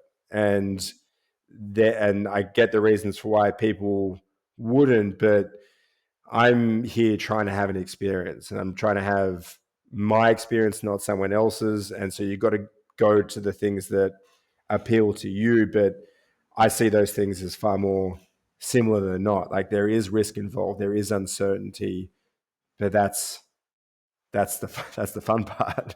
That is the fun Yeah, part. yeah, Yeah. yeah, There's this idea for me, it's like it's all about agency and it's all about like, do you go through life and take control of it, or do you allow life to take control of you, right? And yeah, everything that I do is like, how can I have more agency in my life? How can I be independent from these societal norms that define so many people? And how can I continue to restructure my thought process so that I have more agency, so that I'm able to give myself to everything that I do, right? yeah, And as soon as you start to lose that agency, we see that like it comes to this cascade of all kinds of mental health disorders, all kinds of other issues of, I can't do the things that I want to do because I have bills to pay. So I have to do my job and I have to serve my boss and I have to serve my job. I have to serve my bills and I have to. So you're living a life of service to everyone but yourself and your family. And for yeah, me, it's like I'm trying to serve myself, serve my family, and have agency so that I can serve everyone that means something to me, right? And I yeah, think that's the way that I just always approach things is like, and I'm very, like you said, we're very lucky to have these mindsets. It's not something that like we are born a lot with a lot of this stuff. So I don't take that for granted. So when people can't do what I do or do what you do, I just say like, oh, they didn't get as lucky as I did. Not that they're lazy, not that they're this, they're that. I feel like it is purely a luck thing of like I had the right parents, I found the right mentors, or they found me, yeah. and then yada yada yada, right? It just continues to build and build and build. So I never look down on people for doing it, but I do know that like I'm not going to waste my time and energy on people that don't really align with what I want going on, especially not as I'm getting to 40 years old. Like Sure. there's no time for that anymore. Time Yeah, is too small and too precious to be wasting it, yeah. living out people's lives.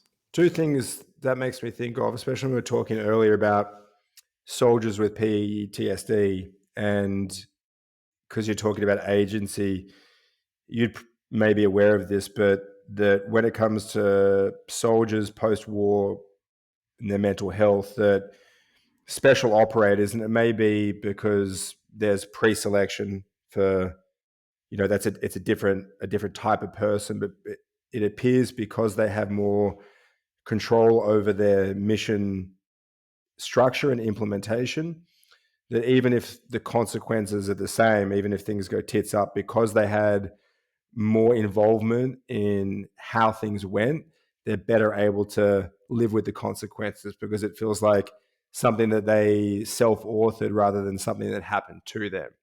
Yeah, yeah. I mean, that is a big thing, especially in that community, right? Because the a big part of PTSD in the military is like, I did something that I didn't think I was capable of doing, or I didn't do something that I should have done. And I think when you have these special operators, I was lucky enough to serve with Second Recon Battalion, so I got to see all these operators in person. Like that group is just so tight that no matter what you do over there, you're doing it for your brothers, so Yeah. then it's easy to be like justifiable, right? And I think the hardest thing for these special operators is when they leave that community, that hole is so Mm. huge because you're never going to have those people in your life again that tight, that close. That's going to protect you. And then that's when a lot of them start to struggle with depression and suicidal ideation and things like that, is because it's not so much what they did overseas. It's very much of like, I just lost my family, Yeah. right? Imagine if you just lost your family in a car wreck, like you're going to be devastated, right? That's what Yeah. they did. And it's just like, and it's just gone, right? Yeah. There's no easy transition to get out of the military, Yeah. you I think know? that's the scaled down version of that is this post Olympic depression Mhm. is that has some similar. I think the stakes are a lot lower, but the similarities are there in that there's a real mission focus and clarity. Like the life is built around this thing, both who you are and what you do. They're the same thing, and then you're supposed to be a civilian where Right. the people that you're with, they're a different standard. There's less clarity. There's all this bullshit.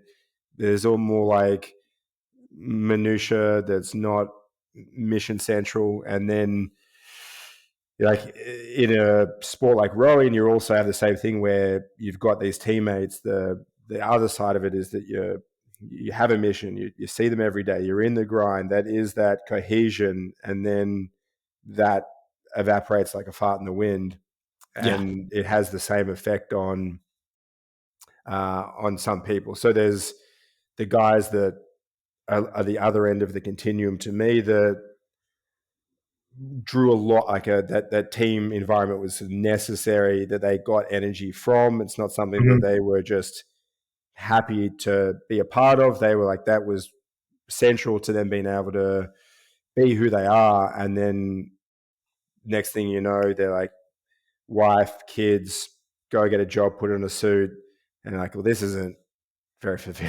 fulfilling. But then there's no way to sort of, it's hard to make a right turn at that point, and people either they come to terms with it, or they find a way to make it agreeable, or they find the resources to make a shift that's more in alignment with who they want to be. But that's tricky once you've got financial obligations, mortgage, Yeah. kids, that sort of stuff. Yeah. Yeah. I Yeah. mean, that is one of the things that, you know, I I try to shape my life around this alignment idea, right? And Mm. you're constantly going to be seeking alignment, and you can either be seeking it at your own volition, or you're going to be seeking it in terms of like, I'm never going to reach it because I put other things ahead of this alignment issue, right? Yeah. So you're going to have issues with self alignment no matter what. You might as well go towards the place that's going to fill it the most, right? Yeah. As opposed to, if you're not, then you're going to be at this constant battle of like who I want to be versus who I am. Yeah. And then next thing you know, your life's over, and it's like you never got to be who you actually wanted to be. And to me, Or who I wanted to be, like who I wanted to be, and I didn't make those choices, and then someone's living with the delta between those two, and then yeah, we'd have to look at the suicide increasing suicide rate, particularly in males, and go, well, how much of that is exactly what you're describing? yeah, because that delta is always there. Yeah, It's just which side of it, like, where do you want to be? Do you want to be closer to it? Or do you want to be Yeah. further away? And are you making choices to get closer to it, or you're not? And if you're not, then there is like, it's like this whole, ego, super ego, and it's like one's trying to pull at the other, and you're like, man, you just got to go to where your heart's telling you to, and then you figure out, like, when you start doing that, you figure out that, like, it's always going to work, right? Everyone's always scared of, like, is it going to work? Am I going to put this in jeopardy? And it's like, once you do it once, you realize that, like, if you just work hard at it, it'll work for Yeah. you. Yeah. You know, that you got to get over that initial fear, that initial Is resistance. it going to work? What's going to Yeah. happen? Yeah. Yeah. And I think when you have your background of what you've done, you know that, like, life is about the effort you put into it, right? And you somehow in high school realize that, and then that makes every decision you make after that easy, because it's like, I can control my effort. I know if I put effort, I see reward. So I'm just do that with every aspect of my life. Yeah. Whereas if people have never satisfied that idea that, like, effort equals reward, then they just don't know what to do. And then Yeah. that's when it becomes scary. I'm also have put in the effort and not had the reward. So I know that that's on the table and can therefore be at peace with it. So I know that work doesn't equal result, but it certainly increases the likelihood of a positive outcome, doesn't guarantee it. But then I think, well, if I try something in work or in athleticism and it doesn't go exactly the way I want, then I can either learn from it and try again, or I learn the lesson and it's not a loss. It's just a learning experience. And Yeah. if you then can, I guess the stakes may feel a little different when when there are kids involved, and there's this, I think, a good thing inside a lot of men where they will tolerate all sorts of things for the betterment of their family. It's a lot of this notions of toxic masculinity, but the other side of masculinity is, and I think it's potentially more toxic, is men will put up with some serious shit for even being told what pieces of shit they are for the betterment of others, to the point where it may really cripple who they are and their sense of self, and there's discontent with the life they've built and the sense of the lack of autonomy and the lack of ability to change things, and that they're basically stuck. But I can't think of anything that could be worse, because that's not, even if you're doing that for the sake of your family, you're probably not showing up as the best Right. version of yourself. So Yeah. you're sacrificing for your family, but you're really not, because your family's going to see that you hate your job, that you're going to the pub afterwards, that Yeah. you're checked out all the time. So yeah, the idea of, like, you're doing it for your family sounds good and virtuous and altruistic, but when you look at it, like, you're really not, right? You're making the wrong Yeah. sacrifice. Yeah. And that's a big problem, right? Because, like you said, your kids see that, Yeah. and they see, like, oh, I guess that's what it's supposed to be like when I become adult. Like, I'm just supposed to, like, get home and talk about how much I hate my job, and, never interact. So you are setting the standard, and sometimes the standard is going to be a scary one that may put you guys at risk. And I always tell people, it's like, well, what's the worst case scenario? Mm. And then they're like, this is the worst case scenario. I'm like, okay, is that really that bad? And Yeah. what's the best case scenario? Like, oh, this is the best. And it's like, we're like, what do we, exactly, right? That's the juice and the squeeze. It's like, is the juice worth the squeeze? And sometimes yes, sometimes no. But the kids are pretty resilient. They're not reflecting of the things that they don't have for a period of time. They can have very little and All they still want is love. thrive. Yeah. Like, all Yeah. they want is love. Yeah. If I grew up with a single mom who came from Colombia, we didn't have a lot. So if, like, we got a box for Christmas, it's like, oh man, we got to, like, Box, and box. Yeah. because it was love, like, she had Yeah. breakfast, so we had all this stuff, and that's all you want. You don't think about what you don't have. You just think about, do I feel safe? Do I feel loved? Yeah. Right. So it doesn't matter. Like, you can have all the money in the world, buy your kids everything, but if they don't know what a hug is from you, then what are you doing, right? Yeah. Imagine the gift for your kids if you just suffer in silence for 15, 20 years and then kill yourself because like Yeah, that's how's what's that sort of gift to your kids? right. Yeah. Exactly. But I want to be mindful of your time, I just, Sam. hey, mate, I've got one more. I've just got a question for Sure. you, or a curiosity. It's not even a specific question, but you have gone from this journey from like very focused on being as strong as you could for a period of time, and you've had more of an endurance and a jiu-jitsu focus. So obviously, strength and resiliency are components, but you've had to downsize in terms of your frame. You had to shift your aspirations, and because I'm doing have some similarities, and I could see that you're running not only long distances and have done, but also at a decent clip. And so you're putting out some stuff that I'm like, okay, well, it's like pretty serious. You're not getting there without having done the work, but I also know where you were, so I know it's been a journey, and I'm curious as to, there's insights that if someone wants to do that, things that you've learned. And I think the main way for these conversations to be useful is to, if we're trying stuff and having these experiences, but then can reflect on them so that others benefit from us doing those sort of things, then I'm curious what you've learned from that journey, things you did well and things you didn't, so that the rest of us can have a more streamlined experience. Yeah. I think the biggest thing for me was the idea that people usually overestimate what they can do in a day and underestimate what they can do in a year. Mm, Right. So when I went from powerlifting to running, I started off like as if I've never ran before because mm, in my mind I was like, if I don't get injured, I can always run, right? So I was just trying to think injury prevention, so I started off with like run walks. yeah, And as embarrassing as that was to do around my neighborhood, and it took me like 2 months to actually get to a place where I could jog for 3 miles, right? But the idea was like, I want to build resilience in my body and I want to do it in an intelligent manner. Like, I want to control the volume because we know that as if you can't control your volume, then you're going to get injured because volume is the thing that drives injury, right? yeah, So I was just very cognizant of that. And then it was just being very mindful of like, okay, I'm going to do a 5K. I'm going to do a 10K.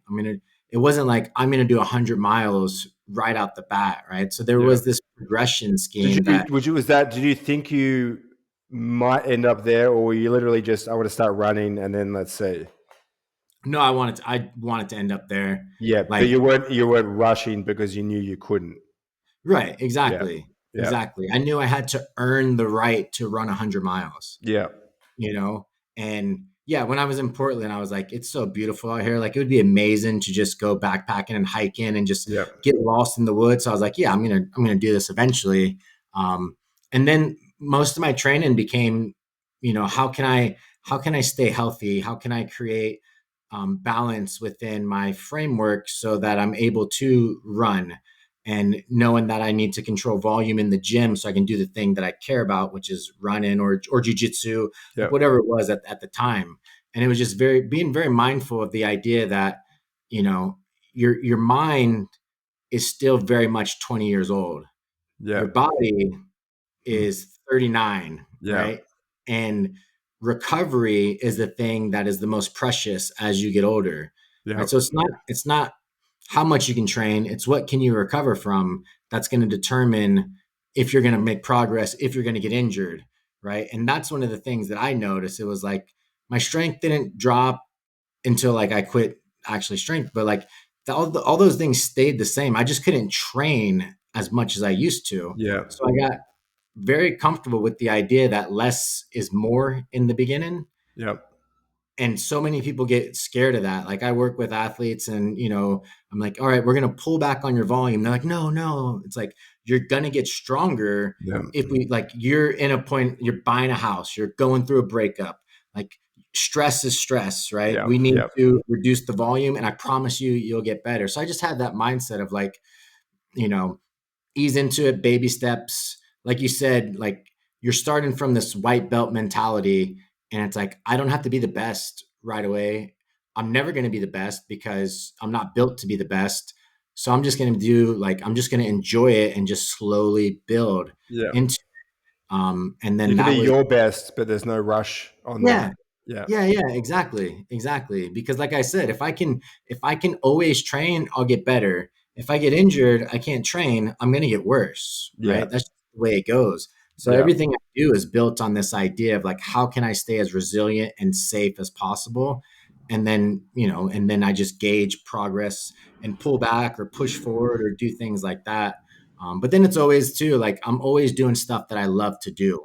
It's hard training, but man, do I love it, Yeah. right? Yeah. Yeah. It's never hard to, even on the days where it is hard, it's never hard, right? Yeah. And for me, I always have this perspective too, which is I'm lucky enough to have this perspective and unlucky, but I live a lot of my life in service of my friends who died when I was in the military when we went overseas, and so it's always this idea of like, am I am I living a life that they would be proud of because they no longer get to do it.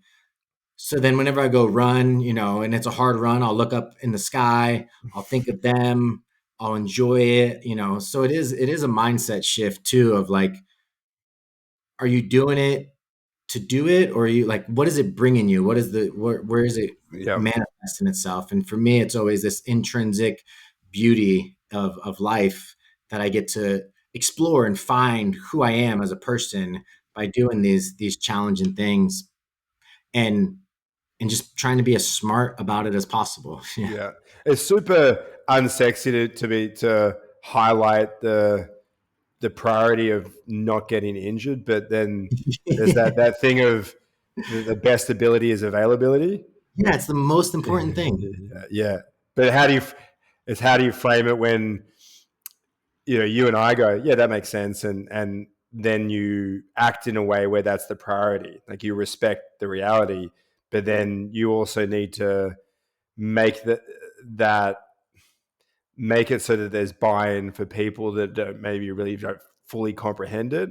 So especially if you're coaching people, how do you convey, look, we need to really prioritize not being injured here when that isn't the thing that you kind of want anyone to be thinking about on a day-to-day basis as the goal, but yet if it's not a priority, then it's a liability.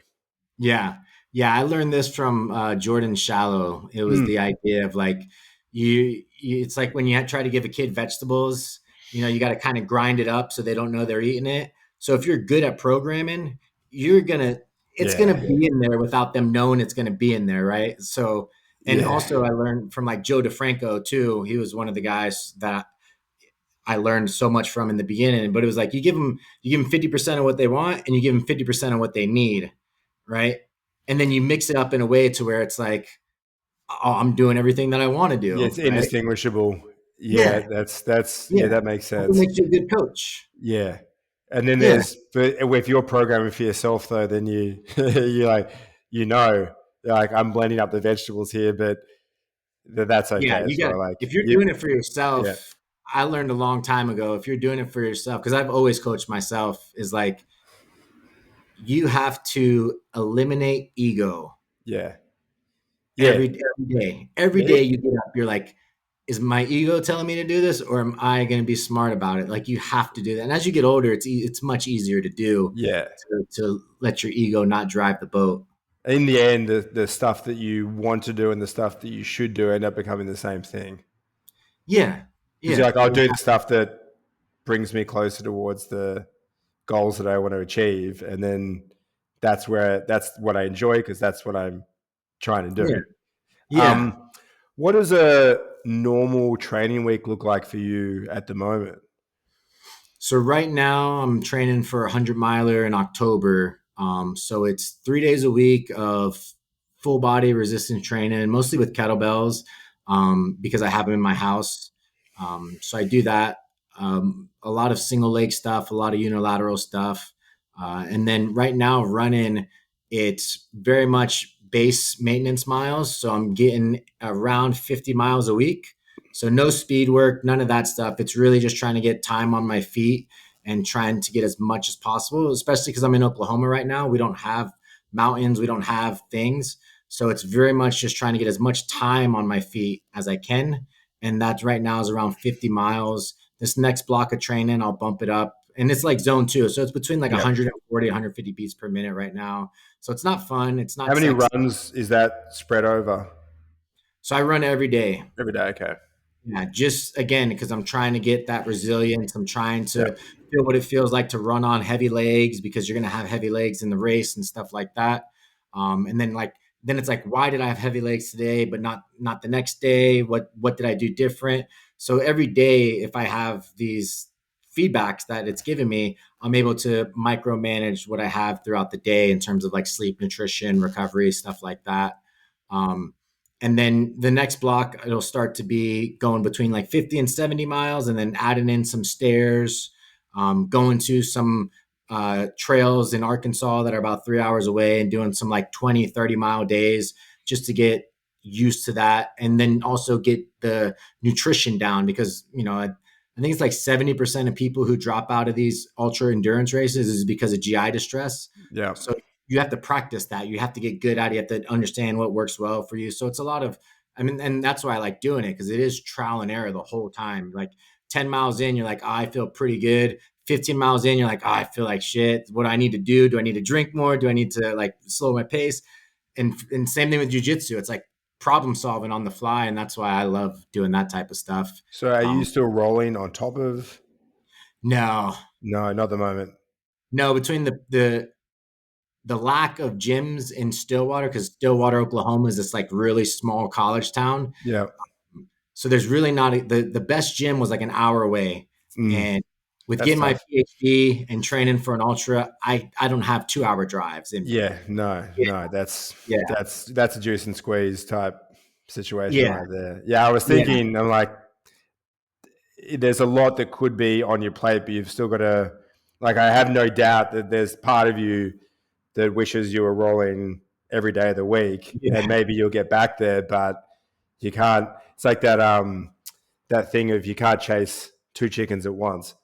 Right. Yeah, Yeah. And I don't know if I'll get back into jiu-jitsu because I like to compete in jiu-jitsu and I'm a purple belt now.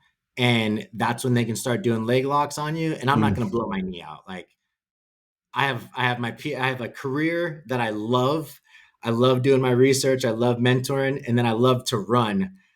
So I'm not going to get Yeah. my That's the son reason. That's the reason fingers. I don't is Yeah, because like I went to sign up my son, and the black belt owner of the studio is immediately like, you want to, like, the open mat is on at 10 a.m. on Saturdays, and like you have no idea how much that there's a part of me that wants to do that. I want to roll with you to see, like, because I have the belief that I could ragdoll you, but I also have the cognizance to know that that really might not be the case, and I want to find out. But the only way to do that is to take risks that I don't need to.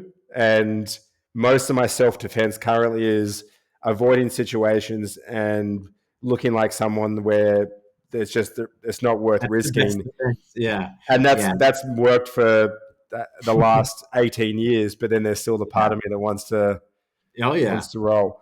yeah. I mean, if I What? could roll with black belts every day, I would because they know how to roll. It's not the black belts that you worry about. It's the young kids who are trying to prove themselves, Yeah, and that's when you're just like, blue belts. That. yeah, yeah, Yeah. exactly. Um, One last question for me, because I see some of the stuff you're putting out there online and you're sharing a little bit more, and it's related to your field of study. But then I was thinking to myself, it's like, what is your area of focus for your PhD? Yeah. So right now, my PhD is very interdisciplinary between psychology and exercise. So it's mostly trying to use cognitive behavioral strategies in conjunction with exercise to improve exercise adherence, motivation, and depression. So we just finished up a study. We have a couple papers out under review. And within this study, we were using cognitive reappraisal while people were doing time to exhaustion trials Mm. versus a group that just got motivation by itself. And what we found was that with the cognitive reappraisal group, there was no changes in mood, motivation, adherence, or depression after the intervention. It was a 7 day intervention. So 7 days of exhaustive exercise. And then there was starting to be a trend towards a difference in the 3 week follow up. And then in the 6 weeks follow up, it was a big day. It was significant on Mm. all those markers. So that told us that this idea of teaching people cognitive reappraisal doing exhaustive exercise was able to be something temporally that they could bring with them throughout their life. And it made each week, it made their life just a little bit better, a little bit Mm. better. They enjoyed exercise. They had more intrinsic motivation to exercise, as the other group kind of just didn't, right? All those things kind of dropped off. And we did this with active participants, which you normally see like very smaller deviations in mood. And we Yep. actually saw pretty moderate, medium to large effect sizes. So I was really happy about that. So now it's very much trying to figure out like, okay, what can we do to solve this mental health crisis and this sedentary lifestyle crisis that we're going through?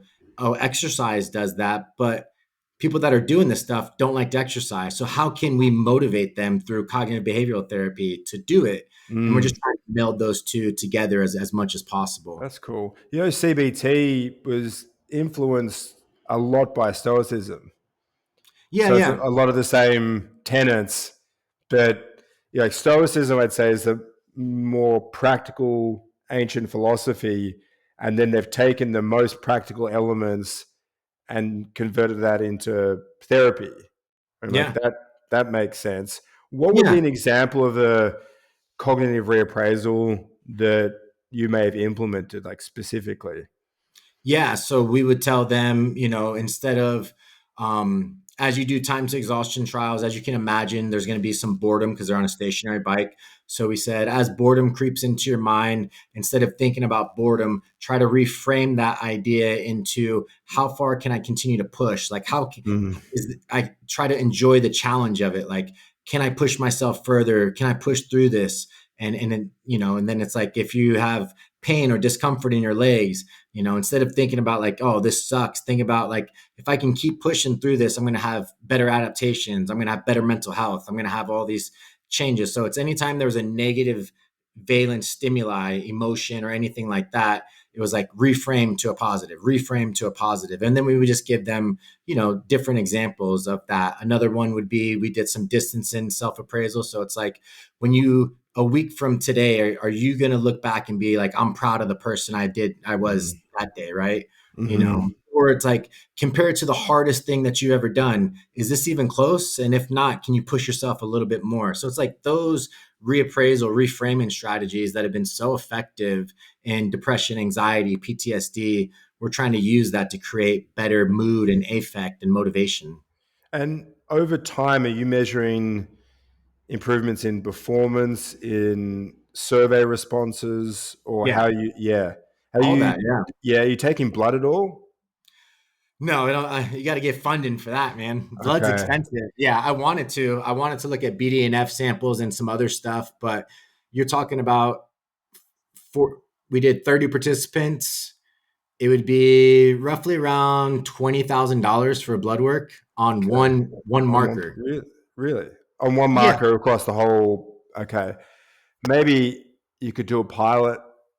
It'd just be interesting because I know even in rowers when they've provided different coaching strategies to different athletes and been able to see how that's reflected cortisol, testosterone, yeah, different different feedback for different athletes under different yeah. We circumstances. did we did measure HRV, and what we found is there was no difference during exercise, but at the cool down mark, the cognitive reappraisal group had better autonomic balance. So they Hmm. had better HF-LF ratio, and they had better mean root square. So they were able to decrease their breath rate, but they were also able to drive sympathetic arousal and then pull it back down to parasympathetic arousal better than the other group, Hmm. even though they exercised the same. It was all contingent on this reappraisal Yeah, and even strategy. if they may have worked harder, like within the workload, which are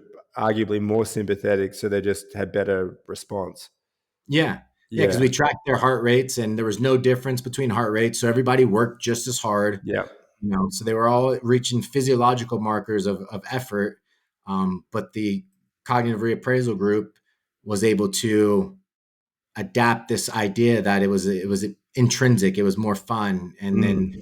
that has benefits to your vagal tone, that has benefits to your prefrontal cortex, right? It starts to dampen your amygdala response, and that's all going to help you cool down much faster. So instead of ending the exercise bike, we're like, man, this really sucked. You're ending it with like, I got better today, Yeah, right? yeah, yeah. And just that reframing is a I huge think I need a difference. dampening of my amygdala response. I think that would come Yeah, in, come in based handy. on what we Maybe, talked about, maybe. maybe you could do saliva testing less intrusive. Yeah, That's still got to get funding though. yeah, yeah. Either With way, really, really cool yeah, stuff. within a PhD, it's a little bit more difficult to get funding. Yeah, Once I graduate, I'll be able to really push some of these ideas that I want to do and get some more biomarkers. I also want to get into a little bit more of the neuroscience side of things, using some EEG, maybe some repetitive TMS type stuff. So it'll be fun to explore that once I graduate. cool. And then there's the you work at a lab at university. Is that the That's the goal. Yeah, yeah? Cool. yeah. Great. If there's still universities by the time I graduate, who knows Yeah, under the yeah. administration. There's a few variables to account for Yeah, stateside at the moment. Like, geez, not since the time I can remember. It's been just so up in the air in it terms of is. yeah, Uncertainty is the worst feeling in the world, man. yeah. Unless you can, then that becomes another thing that you can be at peace with on the resilience continuum. Is Can't do being anything okay. about it. So what are you Yeah, gonna do? Can't that's stress right. about It's it, like right? Yeah. especially those decisions. There's not anything you can influence other than how Yeah. you respond to it. Right. What am I gonna do? Be like, oh, there's uncertainty. I'm gonna drop out of my PhD program because Yeah, I don't know what's gonna happen. Like, no, of course not. yeah. Like, You've said you love it, so that's basically that's the thing that matters. it's the best, man. Yeah, It's the yeah. best. What Yeah. like wouldn't you just want that for anyone you cared about to feel in love with the work that they're doing? Yeah. Yeah. And then just when people leave the lab working with sedentary people and they're like, I didn't think I would be able to do this. And I did. And then thank you so much for helping me through. I'm like, yeah, that's all Yeah, I want. yeah, Yeah. yeah. And then that may positively influence them for henceforth. At least for 6 weeks. Yeah, yeah. But Yeah. 6 weeks isn't enough to that can stick with like with some of them that'll Those stick are with pretty them. sticky Yeah, changes. Yeah. 6 weeks, yeah, pretty sticky. Yeah. yeah. Cool. Yeah. Yeah. Yeah. So I appreciate you coming on the show, man. It was great catching up Thanks with for you. having me. Yeah, good to chat. It's been a while. Appreciate having me. Yeah. Keep doing the great work that you're doing, Sam. I will, and you, Tony. Thank you, man. Thanks.